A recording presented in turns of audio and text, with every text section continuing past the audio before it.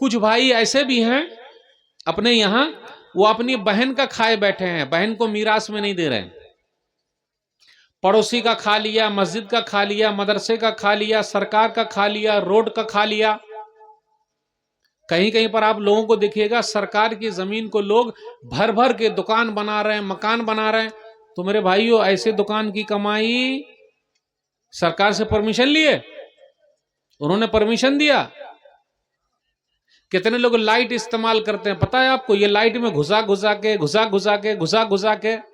एक साहब ने पूछा कि मौली साहब, घुसा के अगर ऐसा मसला है तो 4,000 का महीना जाएगा, बगैर घुसाए हुए 8,000 का महीना जा रहा है। ये क्या गुजारा है भाई? क्या सेटिंग कर रहा है ये? समझे इसका मतलब? लाइट को कम कर दे रहा है, लाइट का बिल कम हो रहा है। सरकार का नुकसान कीजिएगा भाई, सरकार हमारी है, हेल्प करना हम सबकी जिम्मेदारी है। तो अब आप ही बताइए, रोड का लेना, जमीन किसी का ले लेना सही है, बहन का ले लेना? कितने भाई ऐसे हैं अपने समाज में जो ये कहते हैं जी नहीं, बहनों ने तो माफ कर दिया, कहां बहन ले रही है, हम तो बहन को देना चाहते हैं। अच्छा, यूसिकुमुल्लाहु फी औलादिकुम लिज़्ज़करि मिस्लु हज़्ज़िल उन्सयैन, सूरह निसा सूरह नंबर 4 आयत नंबर 11। अल्लाह ताला तुमको वसीयत करता है तुम्हारी औलाद के बारे में कि लड़के के लिए 2 लड़की के बराबर है। तो बहुत सारे लोग अपनी बहन का खाए बैठे हैं, दे ही न रहे। और एक बात और बता दूं समझने के लिए, अगर आप समझ पाए तो, मामू को क्या बोलते हैं? मामू को चंदा मामू बोलते हैं ना, चंदा मामा। मामू को चंदा मामा, हाँ? सही है ना? मामू मामू। अच्छा, मामू अच्छे हैं या चाचू अच्छे हैं? ए बाबू, मामू अच्छे हैं या चाचू अच्छे हैं?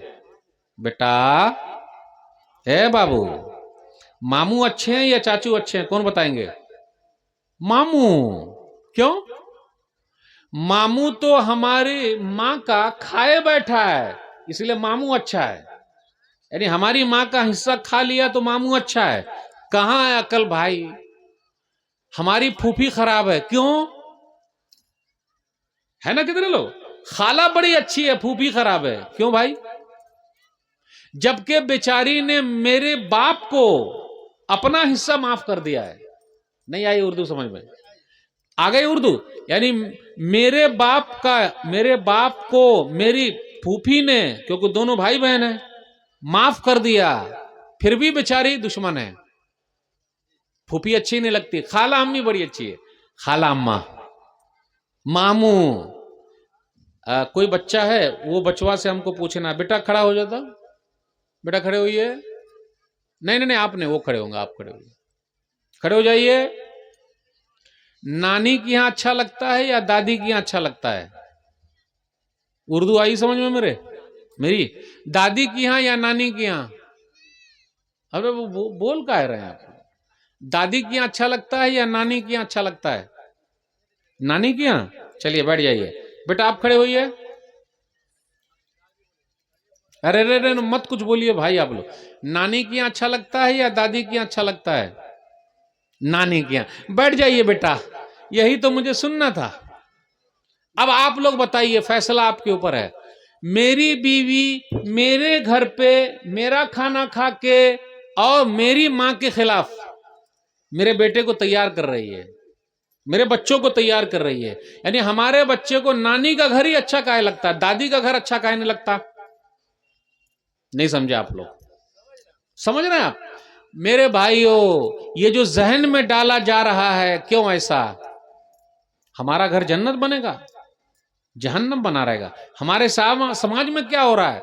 यानी जिस भाई ने मेरी वाइफ का खाए बैठा है, हमारे बच्चों को मोहब्बत उसी से है। कैसे हो पाएगा? कैसे हो पाएगा? और जिस फूफी ने, यानी जो हमारी फूफी है, हमारी फूफी है, हमारे अब्बा की बहन है, उसने हमारे अब्बा को माफ कर दिया है, लेकिन वो दुश्मन है। कैसे चलेगा? हमको माफ कर दिया है, जो हमारी बहन है, जो हमारे बच्चों के लिए फूफी है, लेकिन वो दुश्मन है, कैसे होगा? तो ये समाज में क्या हो रहा है? इसलिए समाज को अच्छा बनाइए, सब लोगों से मोहब्बत कीजिए तो फायदा होगा। तो अपने यहाँ कुछ भाई ऐसे हैं जिन्होंने अपनी बहन का खा लिया, वो दे ही नहीं रहे, बोले बहनों ने माफ कर दिया। आज तक कोई भाई मुझे नहीं मिला जो ये कहे कि बहनों तुम लोग तकसीम कर लो, हम भाइयों ने माफ कर दिया। यानी हम भाई लोग नहीं लेंगे, अब तुम लोग ले लो। आइए, अगर एक बित्ता जमीन भी हमने और आपने किसी की ले ली है बेईमानी करके, तो हाल क्या होगी, गौर से सुनिएगा। सही मुस्लिम किताबुल मसाकात हदीस नंबर 1610। अरवा एक औरत है, लेडी है, लेडी भी डाउन होती है भाई, दबंग होती है। तो सईद बिन जैद रज़ियल्लाहु ताला अन्हु ने घर बनाया, तो उस औरत ने क्या किया, नहीं ये घर मेरा है। अरे भाई उस बेचारे ने बनाया, उनका घर है, ये बोल नहीं नहीं मेरा घर है ये। तो कहीं कहीं की मुखियाइन भी, कहीं कहीं की सरपंच भी, कहीं कहीं इलाके की कुछ लेडी भी, सिर्फ मर्द ही दबंग नहीं होते। बोले ये घर मेरा है, बोले नहीं ये घर मेरा है, और उस लेडी ने ले लिया। अब सईद बिन जैद रज़ियल्लाहु ताला अन्हु ने एक हदीस सुनाई, मन अखज़ शिब्रन मिनल अर्ज़ बगैर हक़ तुविक़हु मिन सब'i अर्ज़ीन यौमल क़ियामा। जिसने एक बित्ता ज़मीन किसी की ले ली, गौर से सुनिएगा, एक बित्ता ज़मीन किसी की ले ली, मस्जिद की ले ली, मदरसे की ले ली, वक्फ की ले ली, सरकार की ले ली, किसी की भी ले ली, पड़ोस की ले ली, बहन की ले ली, किसी की भी ज़मीन ले ली, कल क़यामत के दिन 7 ज़मीनों का तौक बनाकर गले में डाल दिया जाएगा। ये हदीस तो है हमारे सामने। कितने लोग हैं जो बेईमानी किए बैठे हैं। अच्छा ये बताइए, दो खेत के बीच में जो पट्टी होती है उसको आड़ी बोलते हैं या आप लोग क्या बोलते हैं? आली बोलते हैं। पहले जो वो आली या आड़ी थी वो मोटी मोटी होती थी, पहले मोटी मोटी होती थी कि नहीं होती थी? अब इधर भी कुदाल लगा, इधर भी कुदाल लगा, दोनों तरफ से लोगों ने छील छाल के उस आइल को या आली को अब लकड़ी काटने वाली आड़ी बना दी है। यानी एकदम इतना पतला बना दिया, उर्दू आई समझ में, ये भी काट रहा है, ये भी काट रहा है, एकदम पतला बना दिया, और जो कुछ बचा खुचा उसको नदी ने काट लिया, सबको काटते जा रहे हैं। मेरे भाइयों, ये सब जो एक तूफान की शक्ल में है, हो सकता है हमारे गुनाहों की सजा भी हो सकता है, वैसे दुआ करें ये सब ना हो। लेकिन आप गौर तो कीजिए, ये भी काट रहा है, ये भी काट रहा है, ये भी अब आ रही बीच में एकदम पतली हो गई। पहले खेत वगैरह में बहुत सारा उपजाऊ होता था, अब कहाँ हो रहा है? कोई बताए? हो रहा है आप लोग की तरफ है? अल्लाह ने बरकत छीन ली, ये बेईमानी की वजह से। अल्लाह के वास्ते जिसका जो हक है वो दे दीजिए। जिसने किसी का एक बित्ता ले लिया, मैं अक्सर लोगों से कहता हूं, जो बेईमान आदमी और गांव घर के बेईमान को सब लोग जानते हैं, इलाके के बेईमान को सब लोग जानते हैं, जब उसका जनाजा उठेगा तो जनाजे में पहले जाइएगा। क्यों? जितना बेईमानी किया है सबको लेके वो कब्र में जा रहा है, जाइएगा देखने। नहीं मेरे भाइयों, कोई लेके नहीं जाता है, जो चीज यहां है वो यहीं धरी रह जाएगी। तो सईद बिन जैद रज़ियल्लाहु ताला अन्हु के घर को उस औरत ने कब्जा कर लिया। अब इन्होंने क्या कहा, अल्लाहुम्मा इन कानत काज़िबतन फ़अमी बसरहा वजल क़ब्रहा फ़ी दारिहा। अल्लाह ये औरत अगर झूठी है तो इसको अंधी बना दे, इसके घर को ही कब्रिस्तान बना दे। कुछ दिनों के बाद वो औरत अंधी हो गई, और पहले गांव घर में घर ही में कुआं होता था पानी निकालने का, तो वो चली और सीधा जाके कुएं में गिर गई, घर धरा का धरे रह गया, वो दुनिया से चली गई। इसलिए जिसके भी हमने और आपने लिया एक बित्ता भी अगर वो बद्दुआ कर दे तो अल्लाह दुनिया ही में दिखा देंगे। बहुत सारे लोगों को हमने और आपने देखा है, वो बड़े मालदार थे आज गरीब हैं, बड़े मालदार थे आज गरीब है मेरे भाइयों, बड़े गरीब थे आज वो मालदार हो गए। किसका वक्त कब बदल जाए, मौसम कब बदल जाए, बीमार कब पड़ जाए, हालत कब खत्म हो जाए, पता नहीं, कोई नहीं जानता। इसलिए किसी का भी लेने का नहीं, जिसका ले लिया उसको वापस कर दीजिए। चलिए अब एक चीज और है, समाजी तौर में एक दो बात बयान करके रुखसत होऊंगा। आप लोगों के यहाँ शादी ब्याह में दान दहेज का सिस्टम है कि नहीं है, ये बताइए, क्योंकि माशाल्लाह आप लोग बड़े भोले लोग हैं, सुभान अल्लाह, सही किताब और सुन्नत पर चलने वाले लोग हैं, तो उनके यहाँ तो दान दहेज का सिस्टम है ही नहीं। 4 व्हीलर या 8 व्हीलर है भाई, 4 चक्का या 8 चक्का भी चल रहा है, या 2 चक्का चल रहा है। 2 चक्का यानी साइकिल लेते हैं लोग, सही बोले हैं, 2 चक्का मतलब साइकिल लेते हैं, मोटरसाइकिल लेते हैं, हम तो साइकिल समझ रहे हैं दो चक्का मतलब। शादी ब्याह में दो चक्का या चार चक्का भाई? दो चक्का मोटरसाइकिल ना, दो चक्का। चार अभी चार मतलब स्कॉर्पियो कहीं कहीं चलने लगा, ठीक है चलिए, सेकंड हैंड ठीक है। कभी कभी आठ चक्का भी चालू हो जाएगा, ट्रको लेगा कोई। और आपको सुनकर ताज्जुब होगा कि यूपी में मेरठ में एक शादी हुई है मुसलमान की, काजी साहब को कजियाना निकाह पढ़ाने का सिर्फ और सिर्फ 11 लाख रुपया मिला है काजी साहब को। जब काजी साहब को 11 लाख मिला है तो समधी जी को कितना मिला होगा? अब मुसलमान लोग बोलते हैं हम गरीब हैं, मुसलमान गरीब है? आपको मालूम नहीं, वो जो चार चक्का लाए हैं, दो चक्का लाए हैं, दान दहेज लिए हैं, वो सूद पर पैसा लाए होंगे, ब्याज पर पैसा लाए होंगे, खेत को बेचा होगा। लड़की वाले से पूछ लीजिए, लड़की वाले के यहाँ जाते हैं लोग, खाना खाते हैं, बारात भी जाते हैं क्या आप लोग? नहीं जाते हैं आप लोग, बड़े भोले हैं भाई, सुभान अल्लाह सुभान अल्लाह। बारात का सिस्टम नहीं है आपके यहाँ, अल्हम्दुलिल्लाह, बड़ी खुशी की बात है भाई। है 100 बाराती जाते हैं, खाते क्या है? दाल भात और भरता खा के चले आते हैं। तो क्या खाते हैं भाई? अगर दाल भात भरता ना खाइएगा तो? दाल भात भरता अपने घर में भी नहीं चलता, तो वहां शादी ब्याह में चलेगा? वो तो क्या खाने जाते हैं? ओह, कभी नहीं खाए हैं गोश्त, कभी नहीं खाए, कभी खाए हैं, इसलिए खाने जाना पड़ता है। और पानी भी पीते हैं कीनले पानी, जानते हैं कौन सा पानी है वो? बिस्लरी वाला। और बिस्लरी वाले में भी एक नाम है कीनले, यानी कीनले। और ठंडा बॉटल भी पीते हैं, आप पता है कि नहीं पता नहीं, ठंडा पेप्सी वगैरह भी पीते हैं क्या शादी ब्याह में? माजा, अच्छा ठीक है भाई पीजिए। और कहीं कहीं पर तो जब बारात जाते हैं तो बसें उलट जाती है और कितने लोग मर जाते हैं। मर जाएंगे चलेगा, लेकिन बारात जाना नहीं छोड़ेंगे, जाएगा। और वहां जाकर बेइज्जत भी करके आते हैं लड़की वाले को। बूटी एक ही मिली, अरे और दीजिए ना बूटी, साफ बूटी लाइए। अच्छा घर पे नहीं खाए हैं, नहीं मिला है कभी? फिर लोगों से पूछे कहां खिलाया, बहुत बेकार खाना था। नबी सल्लल्लाहु अलैहि वसल्लम ने खाने में कभी ऐब नहीं निकाला, हम और आप ऐब निकालते हैं।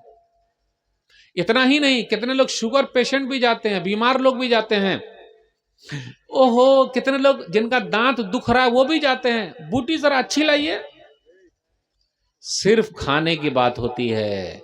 अब आप बताइए क्या होगा मेरे भाइयों, क्या हो रहा है ये सब? ये कौम कहां जा रही है? इतना पैसा कहां से आएगा? क्यों ऐसा करेंगे? और एक चीज और है अपने यहां चल रहा, जात बिरादरी का भी मसला बहुत चल रहा है अपने यहां। जात बिरादरी की वजह से कितनी बेटियों की शादी नहीं हो रही है, कितने मर्दों की नहीं हो रही है, कितने लड़कों की नहीं हो रही है। शादी क्यों नहीं कर रहे हैं? पैर पर खड़े होंगे तब तो। अभी क्या हाथ पे खड़े हैं? अभी भी अल्हम्दुलिल्लाह पैर पर खड़े हुए चल रहे हैं भाई। अरे वो नहीं जनाब जी, पैर पर खड़े होने का मतलब है पैसे वाला पैर।